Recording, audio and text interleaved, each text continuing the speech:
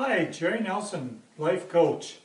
Welcome to my video on constructive anger. This is lesson 2, and in lesson 2 we're going to explore what is anger, what causes anger, and how is it expressed. So, first of all, what is anger? Anger is a universal. Everybody has anger. Basic, normal, unavoidable reaction of displeasure, usually involving a significant portion of misunderstanding, having its roots in our own expectations and generating an internally created, increased physical energy force which we control or don't as we choose. Now, principles. Anger is a physical energy force. It needs to be dissipated. It needs to happen. It needs to come out in some way.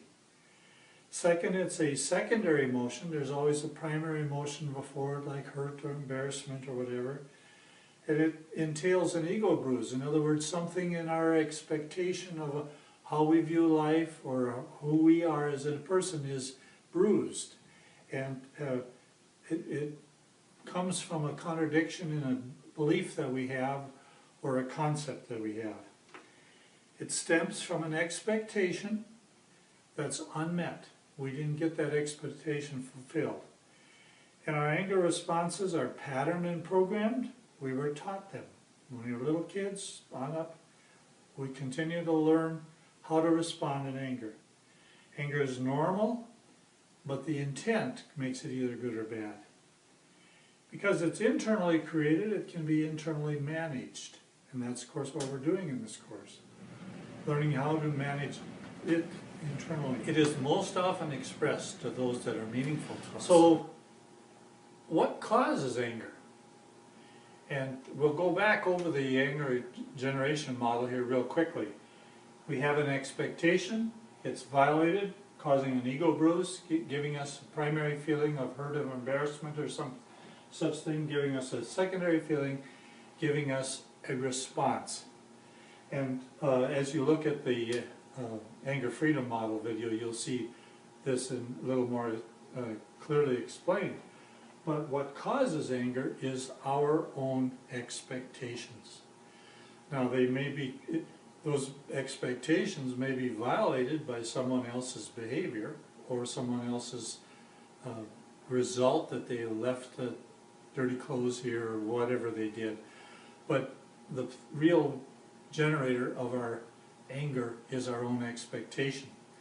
So when we know and actually believe, accept that anger is caused by our expectation, that opens us to the possibility of managing that anger.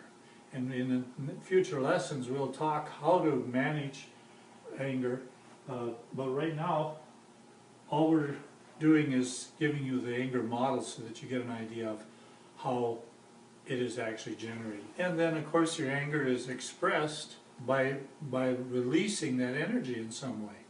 And that might be through a physical act, it might be through yelling, it might be through stewing silently, or it might be in a few years when your ulcers happens that you this energy it doesn't go away. It's there and it continues to manifest if you don't manage it in some way. Now, so one of the strategies that you can do is learn how to express it in better style. So what we're looking at in this lesson is for you to come back. You have some anger, and to come back and to see what your expectation is. If you can learn what your expectation is, then you can actually start managing your anger.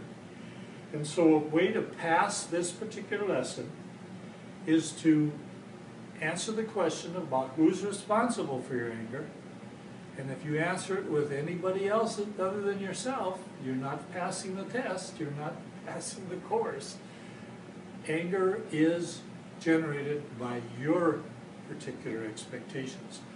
Now, when you take a posture of being responsible for your life, that's why you're so freed up. You don't blame other people anymore, but now you're responsible, and you can go and be free of your anger because you've taken the responsibility for it. So first thing to pass in this lesson is who's responsible for your anger, and the second thing is to find out what's generating your anger. What are the expectations that you have that are generating your particular anger? And I would suggest that you take like 3 times that you've gotten angry recently, and then think through, well, what was it that I expected when I got angry like this? And when you have 3 examples that you've been able to successfully demonstrate that you know the expectation that you have, then you will have passed this particular lesson.